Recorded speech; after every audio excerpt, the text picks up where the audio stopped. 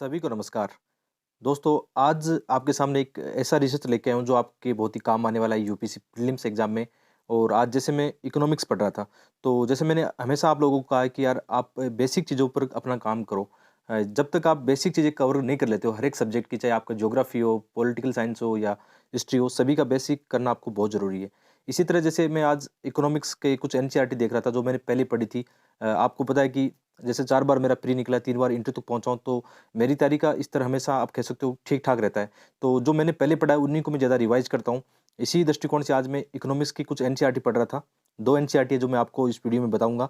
इसके अलावा मैंने इकोनॉमिक्स में आपको पहले ही बता दिया है कि मृणाल सर के वीडियो आपके बहुत काम के हैं। इसके अलावा कोई मोटी बुक मत पढ़ना, आपको कोई बोले कि ये पढ़ लो, वो पढ़ लो, मेरे हिसाब से कोई उनका महत्व नहीं होगा। मैं आपको यहाँ से बताऊँगा कि एनसीईआरटी किताबों से डायरेक्ट यूपीएससी कैसे क्वेश्चन पूछता है। एक अच्छा रिसर्च आप लोगों के लिए मैं लेकर आया हूँ और ये भी बताऊँगा कि कौन-सी 2 एनसीईआरटी है जो आपके काम आने वाली है। वीडियो यदि आपको ये पसंद आई तो इसको लाइक करना, शेयर करना और कमेंट करके बताना कि आज का वीडियो कैसा लगा। तो चलिए शुरू करते हैं। सबसे पहले मैं बता रहा था कि 2 एनसीईआरटी हमारे लिए बहुत इंपॉर्टेंट है। एक एनसीईआरटी न्यू एनसीईआरटी है 11th क्लास की एनसीईआरटी।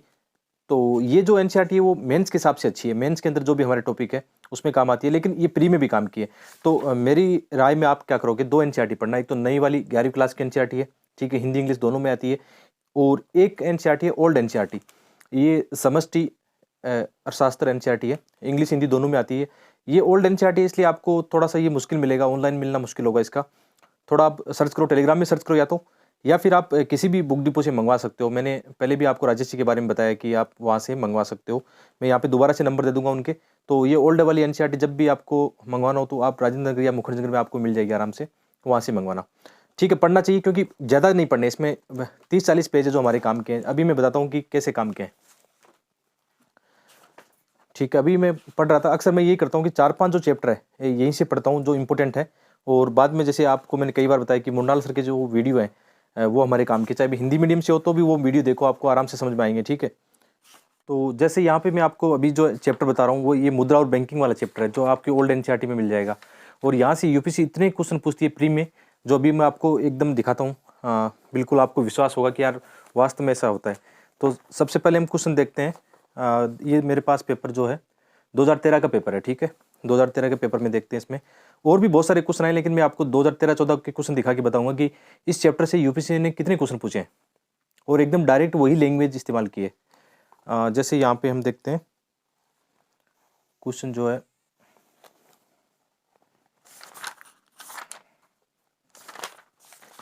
जैसे एक क्वेश्चन यहाँ पे आप देख रहे हो साफ, ठीक है, दिख रहा होगा।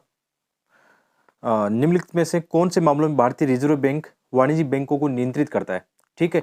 यहाँ पे 4 स्टेटमेंट है, कौन से मामलों में नियंत्रित करता है। तो यहाँ पे हम देखेंगे 2013 वाले क्वेश्चन में, ये देखो एज इट इज देखो, केंद्रीय बैंक सभी व्यावसायिक बैंकों के कार्यों का पर्यवेक्षण, नियमन और नियंत्रित करता है। इसमें फिर वो लिख रखा है कि परिसंपत्ति तरलता, एज इट इज यही लैंग्वेज है जो क्वेश्चन आया है, ठीक है।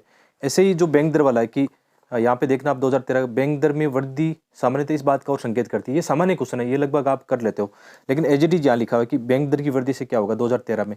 और देखो यूपीएससी ने एक चीज काम किया फिर बाद में, एज इट इज यही क्वेश्चन 2014 में पूछा, इसका उल्टा पूछा, ठीक है। और फिर आगे जो पूछा है यहाँ पे देखो आप, ये ओपन मार्केट जो ऑपरेशन है, खुले बाजार की प्रक्रिया क्या होती है, 2013 में और 15 में सेम क्वेश्चन पूछा। आपको मैं अभी दिखा देता हूँ, एज इट इज वही क्वेश्चन पूछा है जो क्वेश्चन की डिमांड थी उसी के हिसाब से, ठीक है। यहाँ पे आप देखना, यहाँ पे देखो आप क्वेश्चन, भारतीय अर्थव्यवस्था के संबंध में खुला बाजार प्रचालन क्या है, ओपन मार्केट ऑपरेशन क्या है।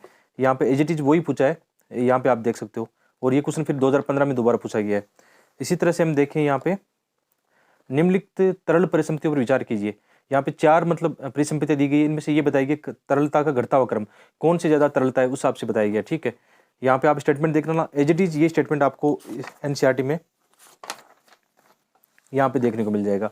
मुद्रा की आपूर्ति और तरलता वाला जो चैप्टर है ना, आराम से आप देखना, पूरा अच्छे से समझाया गया इसमें, और बेसिक भी आपका कवर हो जाएगा। हिंदी माध्यम के विद्यार्थियों को एक समस्या रहती है कि यार इकोनॉमिक्स उनको समझ में नहीं आता, तो मेरा ये मानना है इसमें 2-3 चैप्टर आपके काम के। ये एनसीईआरटी पूरी की पूरी तो नहीं पढ़नी है, लेकिन आप ये देखना कि क्वेश्चन कहाँ से ज्यादा है। जैसे मैं अभी आपको बताऊंगा कि इस सबसे इंपॉर्टेंट चैप्टर इसमें से कौन से हैं जो आपको पढ़ने चाहिए। इवन आपको डायरेक्ट क्वेश्चन यहाँ से भी देखने को मिलेंगे। जैसे मैं अभी इसका लास्ट में जो ये आती है शब्दावली आती है ना, वोकेब आती है, उनमें भी देख रहा था कि जैसे वैधानिक तरलता अनुपात का यहाँ से क्वेश्चन पूछा गया है। यहाँ से फिर से खुले बाजार की प्रक्रिया क्या होती है, एकदम एज इट इज लास्ट में भी लिख रखा है इनमें। ये तरलता वाला यहाँ से लिख रखा है इसमें। इसके अलावा बैंक रेट क्या होती है, विनिमय पत्र जो हुंडी वाला क्वेश्चन आया था एक बार हिस्ट्री में आया था, वो भी यहाँ पे दिया गया है। ठीक है, इसी तरह भुगतान शेष क्या है। अच्छा, 2-3 क्वेश्चन और लगातार 2013 में पूछे गए, वो आपको दिखाता हूँ एक बार, कि जैसे यहाँ पे आप देखना कि निम्नलिखित में से कौन सा पूंजीगत लेखा रचना करते हैं, इनमें से कौन सी पूंजीगत लेखा खाते की रचना करते हैं। ये भुगतान संतुलन वाला जो खाता है उस चैप्टर से आया हुआ है। ठीक है, यहाँ पे डायरेक्ट लिखा हुआ है पूंजी खाता, और कौन कौन से आते हैं इसमें, ये यहाँ पे लिखा हुआ है एकदम, पोर्टफोलियो प्रति यानी एफडीआई, और इसके अलावा जो भी सरकारी लेन देन होती है वो क्वेश्चन आया। इसके अलावा एक सीधा सा क्वेश्चन पूछा गया है कि यहाँ पे देखना आप कि भुगतान संतुलन क्या है। तो भुगतान संतुलन क्या है, एकदम ये परिभाषा यहाँ पे साफ साफ लिखी हुई है। तो भुगतान संतुलन में क्या लिखा गया है, देखो यहाँ पे इसकी परिभाषा देखना, भुगतान संतुलन की शेष क्या है। एज इट इज जो परिभाषा हमें चाहिए कि एक साल के अंदर क्या होता है, सभी वस्तुओं का लेन देन होता है। इसमें भुगतान संतुलन पढ़ा होगा आपने कभी, है ना, कि यहाँ पे देखना किसी निर्धारित समय में, सामान्यतः एक वर्ष में किसी देश की समस्त आयात निर्यात, ये भुगतान संतुलन है। तो आपको भुगतान संतुलन भी यहाँ पे एज इट इज वही चीज़ें देखने को मिल जाएगी कि आयात निर्यात मतलब केवल वस्तुओं का, इसमें क्या पूंजी वस्तुएं सब कुछ दिखाया जाता है। तो यहाँ पे आप देख सकते हो, और ये शायद यहाँ पे है, देखो एज इट इज यहाँ पे है कि भुगतान संतुलन की जो परिभाषा हमें चाहिए कि भुगतान शेष खाता निश्चित अवधि यानी वित्तीय वर्ष में किसी देश के शेष विश्व के साथ सभी लेन देनों का सार है। भुगतान शेष किसी देश के निवासियों और शेष विश्व के बीच नियत अवधि में हुए सारे आर्थिक लेन देनों का व्यवस्थित रिकॉर्ड है। ये तो है, ये आंसर इसका दिया हुआ है। तो ये क्वेश्चन तो मैंने 2 चैप्टर से आपको दिखाए हैं, इसके 2 चैप्टर से 2013, 14, 15 के अंदर इतने क्वेश्चन आए हैं वहां से। तो मेरे हिसाब से बेसिक आपको तैयार करना हो तो ये एनसीईआरटी आपके लिए बढ़िया है। मैंने आपको विथ एग्जाम्पल ये दिखाया है। इवन एक चीज़ और है कि मैंने बहुत रिसर्च तो मेरा बाकी रह गया था, क्योंकि अभी मैं ये चैप्टर देख रहा था तो मुझे ज़्यादा आइडिया नहीं था। लेकिन जो आपके क्वेश्चन आते हैं डिमांड सप्लाई वाले जो क्वेश्चन आते हैं, देखो आप इसका सिलेबस देखोगे इस एनसीईआरटी का, तो इसके अंदर ये है कि राष्ट्रीय आय, जो अक्सर आप जानते हो राष्ट्रीय आय का सीधा सा क्वेश्चन आता है कि राष्ट्रीय आय क्या है। ठीक है, उसके बाद में जो समग्र मांग और घटक, जैसे आप डिमांड सप्लाई वाली चीज़ें जानते हो ना, आयात रोजगार क्या है, इसके अलावा मुद्रा बैंक है, सरकारी बजट है, और इसके अलावा विनिमय दर और भुगतान शेष है। इस एनसीईआरटी की एक प्रॉब्लम है कि ये काफ़ी पुरानी है, तो बहुत सारी चीज़ें बदल चुकी है, तो बहुत सारी चीज़ें तो हमारे काम की नहीं, ये आप पढ़ते समय आप समझ जाओगे कि क्या पढ़ना है। तो कुल मिला के बात ये है कि इससे आपके 20-30 पेज हैं जो आपके लिए इंपॉर्टेंट है, एक बार देख लेना। और मैंने ये भी बताया कि घबराना मत कि कहाँ मिलेगी।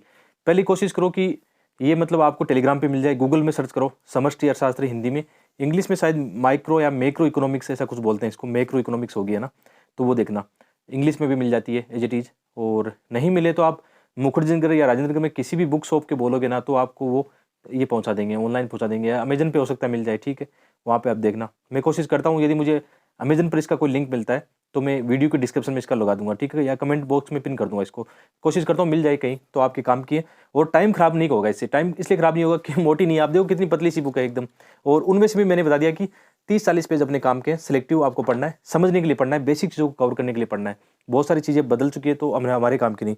और ये नई वाली एनसीईआरटी प्री और मेंस में दोनों में, हालांकि इससे डायरेक्ट क्वेश्चन कम आए, लेकिन आपकी जो कॉन्सेप्ट है वो बनाने में, मजबूत बनाने में इस किताब की बहुत अच्छी भूमिका होगी। तो ये आप देख सकते हो।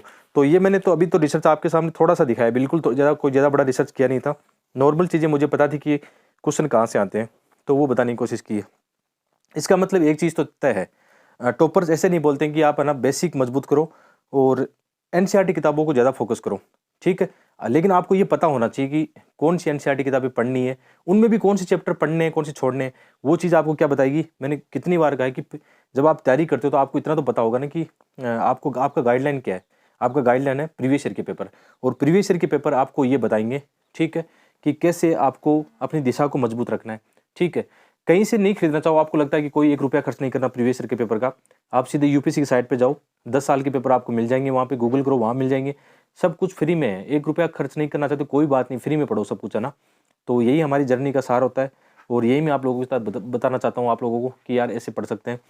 कोचिंग वाले हमेशा गुमराह करते रहते हैं कि इधर उधर की बातें बताएंगे, ये वो आपको डराएंगे कि अच्छा ये हमारा कोर्स करना, वो करना। तो जो ये चीज़ें होती है यार, जो नॉर्मल चीज़ें होती है कि एनसीईआरटी किताबों से क्वेश्चन आते हैं, बेसिक बुक्स आपको पढ़नी है, उनसे क्वेश्चन आ जाते हैं। तो यही मतलब यूपीएससी की डिमांड है, इसी को आप पूरा करो, आपका काम बन जाएगा। तो मिलते हैं एक और वीडियो में। आपकी जिम्मेदारी है वीडियो को लाइक करना है, शेयर करना है, और कमेंट करके बताना है कि आज का वीडियो कैसा लगा। मिलते हैं एक और वीडियो में, आप सभी का बहुत बहुत धन्यवाद।